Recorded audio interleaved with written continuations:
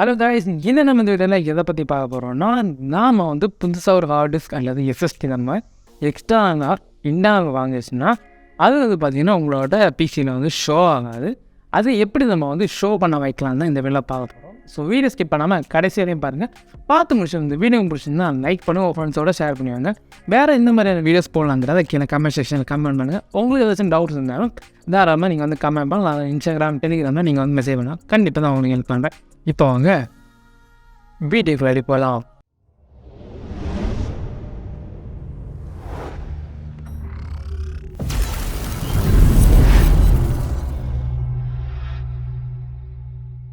First நான் வந்து external hard disc நான் வந்து கனெக்ட் பண்ணிங்கன்னா, இது ஒரு ஹார்ட் டிஸ்க் தான், லேப்டாப் ஹார்ட் டிஸ்க்கு. நீங்கள் ஒரு லேப்டாப் புது ஹார்ட் டிஸ்க் ஆனாலும் சரி, எஸ்எஸ்டி வாங்கினாலும் அது நீங்கள் வந்து இந்த மெத்தட் நீங்கள் வந்து யூஸ் பண்ணுவீங்க.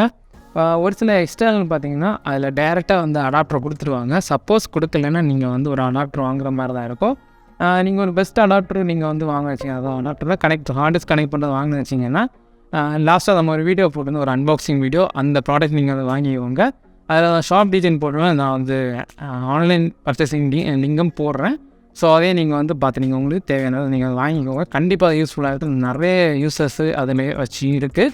ஸோ தாராளமாக வாங்கிக்கோங்க. அதில் நீங்கள் வந்து சிஸ்டம் ஹார்டிஸ்க்கு நீங்கள் வந்து யூஸ் பண்ணிக்கலாம்.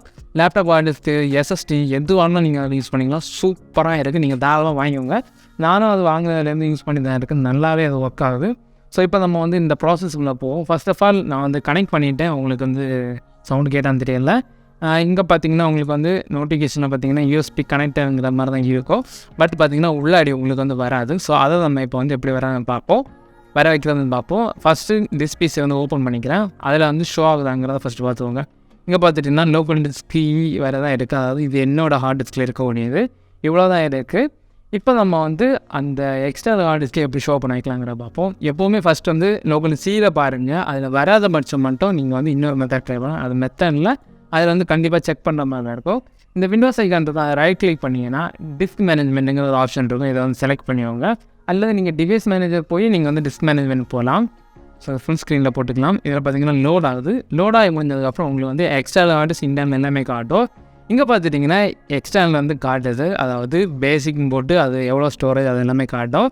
இதில் அன்அலோகேட்டட் இருக்குது. மோஸ்ட்லி பார்த்தீங்கன்னா அன்அலோகேட்டட் இருக்கும். நீங்கள் வந்து புதுசாக ஒரு எஸ்எஸ்டி ஹார்ட் டிஸ்க் வாங்குறீங்கன்னா அதில் வந்து இனிஷியலைஸுங்கிற இருக்கும். அந்த மாதிரி ஃபஸ்ட்டு இருந்துச்சு. அதுக்கப்புறம் அது ஆட்டோமேட்டிக்காக மாறிட்டு அந்த மாதிரி இருந்துச்சுன்னா எம்பிஆர் ஜிபிடிங்கிற 2 ஆப்ஷன் கேட்கும். அதில் உங்களோட சிஸ்டமில் நீங்கள் வந்து என்ன பார்ட்டிஷன் நீங்கள் ஸ்கீம் வச்சுருக்கீங்களோ அதை நீங்கள் கொடுத்துவோங்க. எம்பிஆர் ஆர் ஜிபிடியில் ஏதாவது ஒன்று கொடுத்துவோங்க. பட் நான் ரெக்கமெண்ட் பண்ணுறது வந்து ஜிபிடி. ஏன்னு பார்த்தீங்கன்னா அதான் வந்து லேட்டஸ்ட், அதான் வந்து எம்பிஆரோட ஃபாஸ்ட்டாக இருக்கும். சேம் டைம் வந்து கிட்டத்தட்ட அதில் வந்து 128 லோக்கல் டிஸ்க் வரையும் பிரிச்சுக்கலாம்.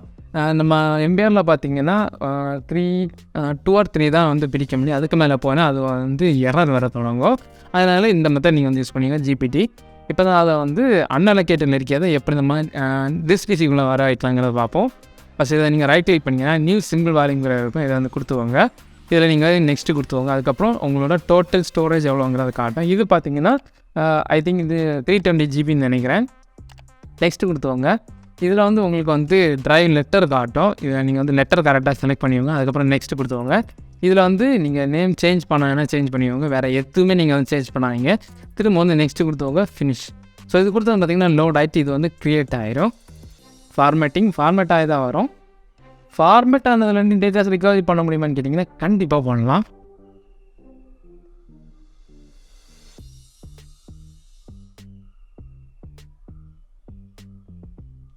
இது பார்த்திங்கன்னா ஃபார்மேட் ஆகி முடிஞ்சதும் ஒரு நேமோட வரும். அதாவது நியூ வால்யூமில் போட்டு அதுக்கான லெட்டரோட வரும். ஸோ இப்போ பார்த்திங்கன்னா நியூ வால்யூம்ங்கிறது வந்துடுச்சு.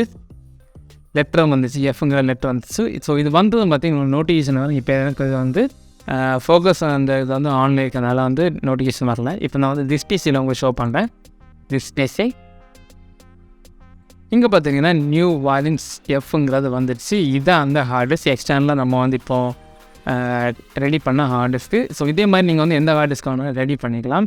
நீங்கள் கேட்கலாம் ப்ரோ, அப்போ என்ன ஹார்ட் டிஸ்க்கு இதே மாதிரி தான் கனெக்ட் பண்ண வந்து ஷோ ஆகலை. பட் அது லைட்டாக நோட் ஆகுது. இல்லைன்னா ஹைடாக இருக்குது, லோக்கல் டிஸ்க்னு காட்டுது, பட் ஸ்டோரேஜ் காட்டலைன்னா அதுக்கு இந்த மெத்தடு கிடையாது. இந்த மெத்தட் நீங்கள் ட்ரை பண்ணி பார்க்கலாம். சம்டைம்ஸ் உங்களுக்கு டிஸ்க் மேனேஜ்மெண்ட்டில் உங்களை ஹார்ட் டிஸ்க் காட்டினா ரொம்பவே ஈஸியாக வந்து எடுத்துக்கலாம்.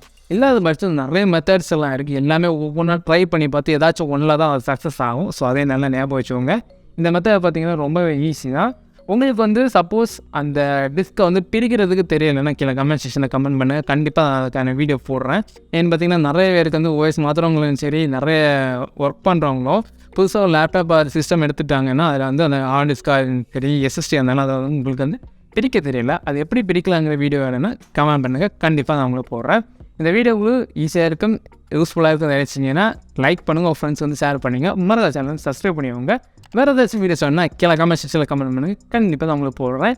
உங்களுக்கு ஏதாச்சும் டவுட் இந்த வீடியோ அது ஏதாச்சும் ஒரு வீடியோஸில் உங்களுக்கு டவுட் இருந்தாலும் கீழே கமெண்ட் பண்ணுங்கள். அதில் நம்ம டெலிகிராம் இன்ஸ்டாகிராம் தாராளமாக வந்து கமெண்ட் பண்ணுங்கள். கண்டிப்பாக தான் உங்களுக்கு ஹெல்ப் பண்ணுவேன். தேங்க்ஸ் ஃபார் வாட்சிங். பாய் பாய். நெக்ஸ்ட் வீடியோவில் பார்க்கலாம்.